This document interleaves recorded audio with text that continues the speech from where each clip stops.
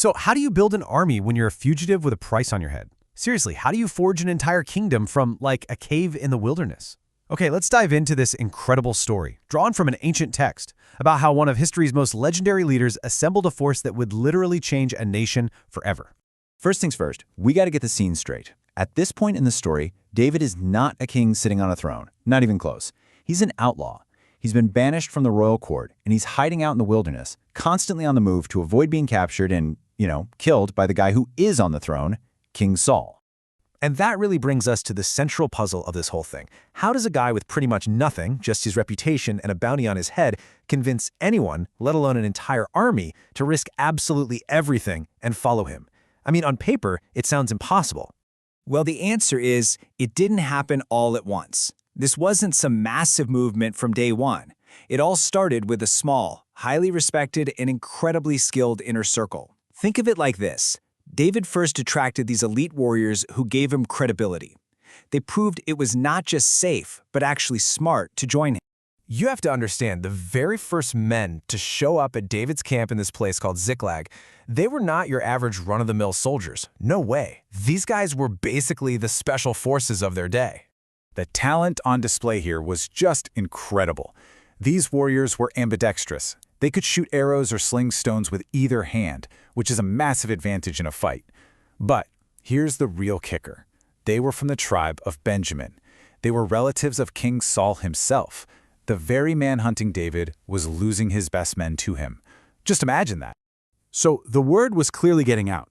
After that first elite group, another band of warriors defected to David's side, the Gadites. And if you thought that first group was skilled, well, these guys were legendary. I mean, the caliber of men David was attracting was just extraordinary. The text describes them as having the faces of lions, fierce, intimidating. They were as swift as gazelles, meaning they were super agile and pretty much unstoppable on rough terrain. And their strength? It was insane. Even the lowest-ranking commander was considered a match for 100 regular soldiers. And the top guys? 1,000. This wasn't just an army. It was like a collection of superheroes. But as David's reputation started to grow, so did the risks. Sure, more men meant more power, but it also meant a much greater chance of someone infiltrating his camp, someone trying to betray him. You have to put yourself in his shoes for a second. How could he be sure these newcomers weren't spies sent by Saul? One wrong move, one assassin in his inner circle, and this whole movement would be over before it even really began. Every new face was both a potential ally and a potential threat.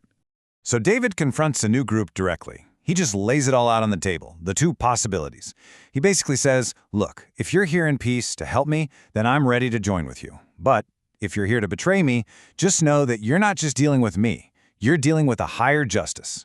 It's this powerful mix of being open to trust, but also giving a really stern warning. And the response he gets? It's just incredible. A guy named Amasai, totally moved by the moment, gives this powerful, almost poetic pledge of allegiance. It's a total commitment, a heartfelt declaration of loyalty, and right then and there, David accepts them, and his band of outlaws gets that much stronger. That moment, that pledge of trust, was the turning point. What started as a tiny trickle of elite warriors was about to become an absolutely unstoppable flood. The momentum created a real snowball effect. The text says it so simply, day after day, more men arrived. That initial high-risk bet made by those first elite warriors had totally paid off, which lowered the risk for everyone else.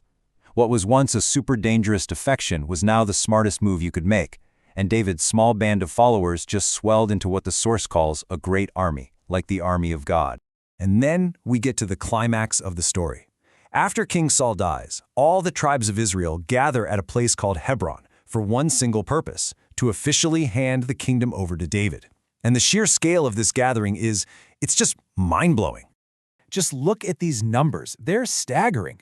From the tribe of Zebulun alone, 50,000 experienced soldiers showed up armed and ready. Asher sent 40,000. Naphtali sent 37,000 soldiers, plus 1,000 of their officers. This wasn't a band of outlaws anymore. This was a national movement. But here's the thing. It wasn't just about muscle. The group from the tribe of Issachar, for instance, was pretty small. Only 200 chiefs, but they brought something way more valuable than just numbers. They were the strategic advisors, the men who understood the times and knew what Israel should do. So David was building an army that had brains as well as brawn. And to put the sheer scale of this into perspective, just from the tribes living on the east side of the Jordan River, 120,000 fully armed soldiers came. 120,000. The support for David at this point was just overwhelming. It was undeniable. But this gathering, it was so much more than just a military parade. This was the birth of a unified nation under a new king. After years and years of division and civil strife under Saul, the people were finally united. The source really emphasizes this, saying they came fully determined and with one mind. All these different tribes, with their own leaders and their own histories, were now all focused on a single shared goal. And how do you celebrate the birth of a kingdom? With a massive 3-day feast, that's how. People from all over the country brought supplies. We're talking tons of flour, fig cakes, raisin cakes, wine, oil, cattle, sheep, the works. This wasn't some grim military camp. This was a full-blown national party.